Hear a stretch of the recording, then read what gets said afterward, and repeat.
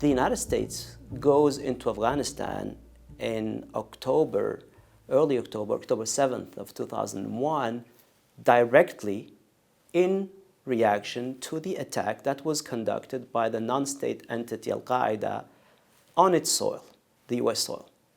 Al-Qaeda happened to be based in Afghanistan. The Security Council passes a resolution authorizing this. This is considered an act of war. It is a bit of a peculiar act of war because, again, it's a non-state actor, right?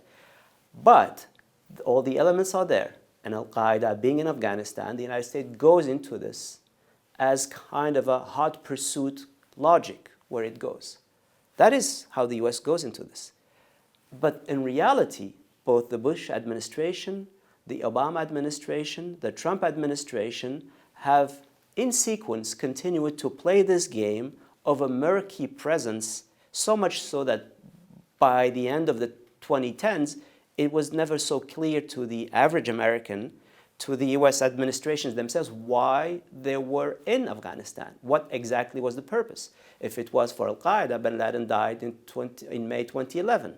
End of story. If it's for the generic kind of concept of fighting terrorism, well, this is a much larger undertaking, and in fact, terrorism has shifted. It moved more to the Levant, to the Iraq, to Europe, actually, to other places, to the Sahel. It wasn't necessarily in Afghanistan. And if the notion then had sort of built up that it was going to be about sort of building the nation of Afghanistan, well, certainly that is a very complicated mission because Afghanistan has been historically referred to as the graveyard of empires, the British one, and then we saw the Soviet Union, and now the American one. And so that mission was really sort of doomed to fail. And it's not necessarily one they went to do it to begin with.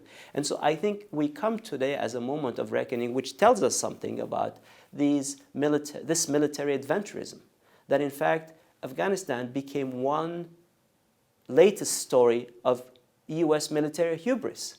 And it's no surprise that the parallel is made so often these days with the Saigon exit, Vietnam.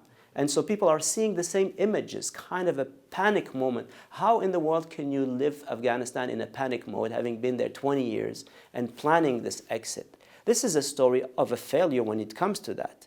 And so to have sort of people asking the US to stay on seems to me a bit paradoxical because in the first place, the whole criticism of the US was its imperial presence in that sense.